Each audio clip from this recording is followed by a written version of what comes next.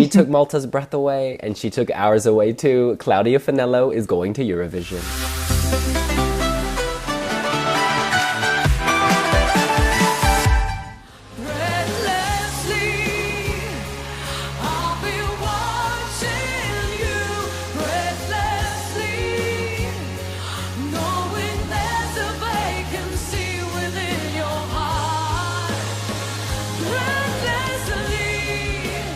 You guys, Claudia Faniello has been trying to win this contest for years. I think this was her 10th try. She is not just Sweden's Sanna Nielsen, she is Malta's Claudia Faniello. And hopefully she will have a good result at Eurovision as well. Robin, what do you think of the song? If I'm being to be completely honest, it wasn't one of my favorites coming into the show. It's a really old-fashioned ballad, but I think that's why it's won. People, one of the reasons she's been trying with the multinational final for so long, and I think people were thinking it's her turn. She's got a song that reminds them of sort of Eurovision 10 years ago. It's really nostalgic and gentle and lovely, and I think that's what her big appeal was. So it remains to be seen whether the viewers of Eurovision will feel the same way, but I can see why she won. Yeah, I think she was by far one of the best singers in the competition. Even there were many good singers in the competition, but I think Claudia was one of the... She wasn't that shouty, like most of the female vocalists are usually really shouty, but Claudia really had good vocals, but in like really nice way. It wasn't hard for your ears to listen to her singing. Yeah, the song is really dated for me. It doesn't belong to 2017, and I think that is partly because the songwriters Philip Vella and Gerard James Borg have been writing songs since early 2000s, and this is their 6th song in the competition, but their 5 songs were in early 2000s, and the latest was in 2008 when Morena represented Malta with Vodka, and that song is completely different to this. I don't know why Malta liked this so much, because there were better songs, but just like Robin said, I think they saw Claudia and thought that she really deserves to go to Eurovision finally, and maybe she don't have to try again and again and again and again, just like she did before. Yeah, her music, to me, it fits into a kind of almost Christian pop genre. Her song Pure, it's all very kind of inspirational, moody music. It shows off her power vocals. The woman has some big lungs, and she also had some other ample assets on fine display this evening. She looked amazing in that mermaid hip-hugging dress. I don't know, it's kind of like France has Marianne as its symbol, but it's almost like Malta chose Claudia as Miss Malta. There was a Miss Universe quality when she walked down the stage and the camera showed her from the side. Yeah, she's powerful is what I'm trying to say, and she knows her genre, she knows what kind of music she likes, and she sticks with it. She performed at the Wee Wee Jam, and let's just say when she sang Pure, it was very pure. She was so just vocally sound, and that came through tonight. I think it probably helped her that she performed last, and of course that was a result of a random draw. They drew the first act and the last act, and she... luck was on her side this time. She's been trying so long. It's good to see that finally it has been on her side. Personally, I was more into Janice Mangione, just because it was in Maltese, and for me it sounded much more interesting, whereas Claudia, well, a great vocalist, this is very Trisha Yearwood, who I think probably was 10 or 15, maybe even 20 years ago at this point. But taste is local. I don't know if this will translate globally across the pan-European stage, but I know that she will deliver live in Kiev. Yeah, Janice was one of the real highlights of the evening. Her song, there was a lot of support for her song, both from just general Eurovision fans and I think in Malta coming into the show. And, she came second, and it was a really well-deserved second. I think maybe if Claudia had been performed earlier in the show, maybe Janice would have actually won it, which would have been great. But yeah, she deserved her position. And then third place went to Kevin Borge, who with his Follow. And that was one that I think a lot of people were sort of thinking, he's got a really good voice, but his song isn't all that good. And I sort of wonder if he won because he's like the local hero, for the similar reasons that that Claudia had support, because he's just a really well-liked performer. And, maybe his time will come again, to represent Malta. Yeah, if I had to choose between Claudia and Chinese, I would choose Chinese. Also, just because I really want to see how Maltese language do in Eurovision. Yeah. Because we haven't heard Maltese language in the contest, and I think that is why Maltese people are afraid to sing a song in Maltese, because they don't know what will happen to it. And the song was really good. Also, I really liked Chinese. I think the song was. She had great vocals, but the song was more, I think it really had melody compared to Claudia's song, what is mostly just good vocals. And one act I really like was Maxine Pace. I think she was just amazing. I like her so much, and that was something different compared to other acts in the final, what wasn't actually that strong. I don't think that this final was, it was far from my favorite selections in this year. But Maxine Pace was one of the acts I really hoped that it would do well, and I knew that she wasn't going to Kiev, but I was hoping for a good result.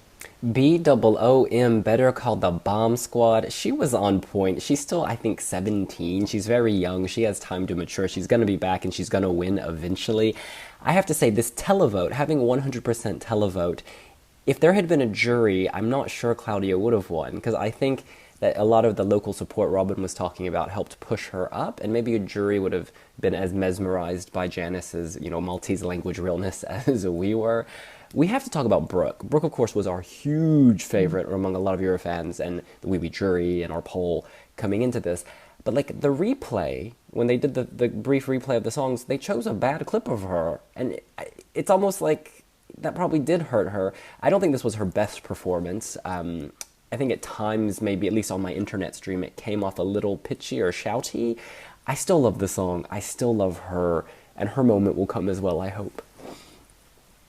Yeah, the song, like what I said in my Wee Wee jury review, the song seems written to showcase her voice. Like that's sort of its first priority. Its second priority is being a good song, and her voice wasn't completely on point. So when she was delivering the big notes and they weren't quite hitting the mark, that was really, that became a big weakness in the performance. And yeah, apparently the recap clips were actually chosen by the artist, maybe chosen in advance, not expecting that this would be a bum note for her. But yeah, it just, she seemed to be really over singing, and maybe it just, it was sort of, it felt like it was cracking under the pressure. It wasn't, the whole performance wasn't quite holding up, and it wasn't being very spectacular. And the message is really just, we are unstoppable. And whereas I think with Claudia's song, it had more of a more gentle message, something that maybe people could relate to more. Yeah, I must say I was surprised that Brooke didn't. She wasn't in the top 3, but I didn't like the song that much either. I think, just like Robin said, it was all about her vocals, and the vocals weren't that good tonight. I think people really liked her last year and wanted her to win this year because, of course, Ira won last year and Brooke was close second, so they wanted her to go this year. But I'm like William said, I really think that Brooke's time will come. Because she is really good singer and she looks great on the stage, but the song, it wasn't strong enough. And like I said before, Claudia's vocals weren't shouty. Brooke was really shouty, and that was the difference between Claudia and Brooke tonight. If she comes back with a song that really shows off her vocals, but not in this really shouty way, I think she really can shine and one day maybe even win Eurovision. What's interesting is Claudia's song, yes, it's a ballad, but there's a softness to it. It's almost like the voice isn't coming from here, it's coming from here or something, but the song is written that way. And so you feel the power, but you're not put off by the wall of sound. And maybe some of the other singers tonight, it was more of a wall of sound, kind of amplification as opposed to precision. I don't know if that makes any sense, but there's a quality to Claudia's voice that's showcased in that song, which I think is quite nice. Final question for both of you, and I know it's hard because we don't know all of the songs competing at Eurovision, but does this seem like an automatic qualifier to you, or is it a borderline qualifier?